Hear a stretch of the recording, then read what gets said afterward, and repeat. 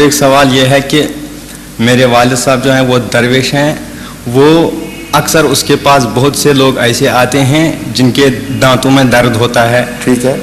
وہ کچھ کاغذ پر لکھتے ہیں تو تعویذ، وہ کچھ لفظ عربی میں لکھتے ہیں، اس پر کیل ٹھونکتے ہیں. یا ویسے بھی جب کبھی کسی ماں بہن کو بچہ ہوتا ہے پیدا ہونے والا، کیونکہ ہم گاؤں میں رہتے ہیں، میں آپ کی بات سمجھ گیا ہوں ساری، تو وہ کبھی کوئی بھی اس کے پاس مجھے حضور اسلام کے زمانے میں بھی یہ واقعہ ہو چکا ہے. پیر صاحب یہ کام کیا کرتے تھے، پیر سراج الحق صاحب غالباً، اور انہوں نے ہندوستان کی مجلس میں اس بات کا ذکر بھی کیا تھا. حضرت مسیح علیہ السلام مسکرائے، آپ نے ان کو کہا ٹھیک ہے تم کر کے دیکھو، کیل ٹھوکنے سے اگر کسی کے دانت کا درد دور ہو جائے تو ہمیں کیا. اس لیے نہیں، میرا عرض جہاں تک اس فعل کا تعلق ہے زیادہ سے زیادہ عبث کہہ سکتے ہیں اس کو، لیکن حرام نہیں کہہ سکتے. سمجھ گئے؟ عبث فعل ہے. حضور میں نے سمجھا عبث. عبث کا مطلب ہے بیکار کوشش ہے. اتفاق ہو سکتا ہے کہ وہ کامیاب ہو جائے، لیکن ہمارے علم میں کوئی ایسی دلیل نہیں ہے جس کی روح سے ہم اس میں تاثیر کو واقعتاً تسلیم کریں. اس لیے جن باتوں کی تفاصیل کا ہمیں علم نہیں ہے ان کے انکار کا بھی ہمیں حق نہیں ہے. وجہ یہ ہے کہ بطور دم کے سورہ فاتحہ کا دم رسول اللہ صلی اللہ علیہ وسلم کے زمانے میں ثابت ہے. سورہ فاتحہ تو شفا ہے، اس کا ایک نام شفا ہے. سورہ فاتحہ کے دم تک تو ہمیں علم ہے کہ یہ جائز ہے، لیکن یہ ضروری نہیں کہ ہر مریض کو یہ ضرور اچھا کرے. اس لیے لا علمی کا پہلو بھی داخل رہے گا. کہیں یہ اچھا کرے گی، کہیں نہیں کرے گی. اگر ہر جگہ یہ دم کامیاب ہو تو دنیا سے مرض مٹ جائے، کوئی بیمار باقی نہ رہے، ڈاکٹر محمود کی ضرورت ہی نہیں رہتی. جی حضور. سمجھ رہے ہیں نا؟ جی حضور. اس لیے علم کی حد تک صرف یہ ثابت ہوا کہ رسول اللہ صلی اللہ علیہ وسلم نے فرمایا کہ اس میں شفا کا امکان ہے، جسمانی مرض پر بھی کام آ سکتی ہے. تفصیل بیان نہیں فرمائی کہ کب اور کیسے کام آئے گی، لیکن جس وقت کی یہ بات ہے وہ واقعات بتاتے ہیں کہ اصل بات کیا تھی. بعض صحابہ حضرت مسیح اور رسول اللہ صلی اللہ علیہ وسلم کے بعض صحابہ 2-3 ایک سفر پر تھے اور بھوکے تھے، پیاسے تھے. ان کو اپنی بقا کے لیے ضروری تھا کچھ حاصل کریں. قریب کا جو قبیلہ تھا وہ دشمن قبیلہ تھا. مجبور ہوئے اس کے پاس جانے پر. انہوں نے دیکھا اور انکار کر دیا کہ جاؤ ہم تمہیں کچھ نہیں دیں گے. جب وہ باہر نکلے تو ابھی دور نہیں گئے تھے تو ان کے سردار کو علم ہوا. وہ شدید سر درد میں مبتلا تھا جس سے اس کی جان نکلی جاتی تھی. اس نے کہا کہ تم نے بیوقوفی کی ہے، شاید ان کو کچھ علم ہو سر درد کا علاج، ان کو دوبارہ پکڑ کے لاؤ. وہ بھاگے اور ان کو واپس بلا لائے کہ ہمارا سردار بلا رہا ہے. سردار نے ان کو کہا کوئی تمہارے پاس علاج ہے اس کا؟ میں تو بہت تکلیف میں ہوں. ان میں سے ایک نے کہا ہاں میرے پاس ہے. اس نے سورہ فاتحہ کا دم کیا پانی پر اور وہ اس کو پلا دیا. اس کا پلانا تھا کہ وہ دم تکلیف دور ہو گئی. اب یہ امر واقعہ ہے.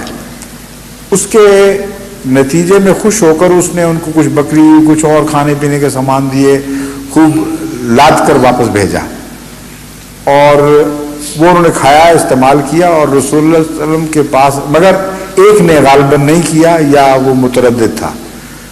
اس نے رسول اللہ صلی اللہ علیہ وسلم کی خدمت میں شکایت کی کہ قرآن کریم تو فرماتا ہے کہ میری آیات کو نہ بیچو، اور انہوں نے یہ دم کر کے دیا تھا، کیا یہ آیات کی فروخت کے مشابہ بات ہے یا کچھ اور بات ہے؟ رسول اللہ صلی اللہ علیہ وسلم نے فرمایا کہ نہیں، اس کا مطلب نہیں آیات بیچنا، بلکہ وہ اپنے نفس کی خاطر آیات کا غلط مطلب کرنا اور اپنے فائدے کے لیے یہ مراد ہے. آپ رسول اللہ صلی اللہ علیہ وسلم نے تفصیل سے نہ بیان کیا. جی حضور میں سمجھ گیا. بس آپ نے فرمایا کہ نہ صرف جائز ہے بلکہ کیا دیا تھا، لاؤ میں بھی کھا کے دکھاتا ہوں. تو آپ نے اس میں سے خود بھی استعمال کیا تاکہ وہاں سا شک بھی دور ہو جائے.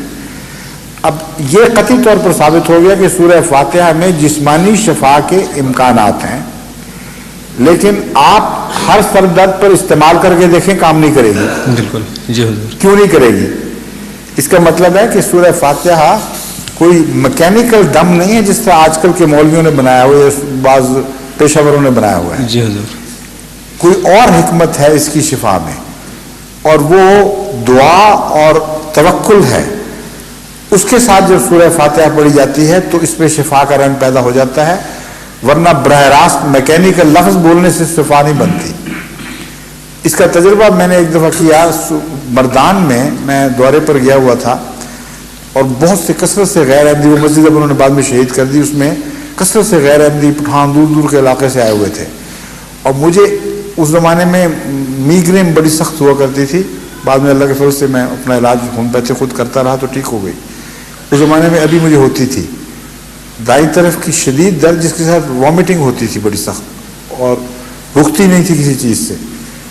تو میں سجدے میں تھا تو مجھے یوں لگا جیسے میں الٹی کر دوں گا، اور مجھے یہ خیال آیا کہ شماتت ادا ہوگی، دشمن ہنسے گا.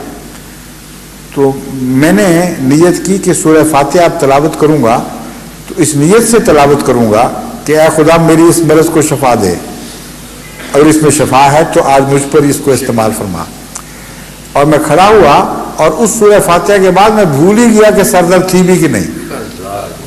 نہ متلی نہ سر درد. ان کے ساتھ بیٹھ کے کھانا کھایا، گھنٹہ تقریر کی، سوال و جواب کی مجلس میں بیٹھا، بالکل غائب ہو گئی، کوئی دوائی استعمال نہیں کی. جی حضور. تو میں ذاتی گواہ ہوں کہ سورہ فاتحہ میں شفا کا اثر شامل ہے، لیکن دوا کو استعمال کس طرح کرنا یہ بھی تو ہوا کرتا ہے.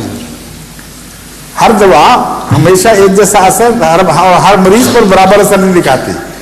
تو سورہ فاتحہ کے ساتھ یہ بات مشروط ہے کہ دعا کے رنگ میں کی جائے، سنجیدگی سے کی جائے، توکل کے ساتھ کی جائے، جبکہ ذرائع دنیا کے باقی موجود نہ ہوں، ورنہ ذرائع کو نظر انداز کر کے یہ کام نہیں دے گی. آپ کے پاس پانی ہو اور آپ نہ پئیں اور کہیں سورہ فاتحہ سے میری پیاس مٹے، تو خدا کہے گا تم جھوٹے ہو، میری تقدیر کا انکار بھی کر رہے ہو، اور میری تدبیر کا انکار کر رہے ہو، اور تقدیر سے فائدہ اٹھانا چاہتے ہو، یہ نہیں ہوگا. بس ایسے حالات میں جب کہ خدا کے پیدا کردہ ذرائع شفا میسر نہ آئیں، آپ کامل توکل رکھتے ہوں، دعا کے رنگ میں سورہ فاتحہ کا استعمال کریں، تو مجھے یقین ہے کہ ضرور کارگر ہوگی. میں اپنے ذہن میں تجربہ کر چکا ہوں. جی حضور. لیکن اگر ایسی صورت نہ ہو تو میں یہ کہہ دینا کہ اس میں شفا ہے، اس کو دم کے طور پر استعمال کرو، جائز نہیں ہے. یعنی جائز ہو بھی تو بےمانی ہے، اس کو عبث کہتے ہیں. جی حضور. سمجھ گئے؟ جی حضور. جی حضور، اور ایک سوال ہے.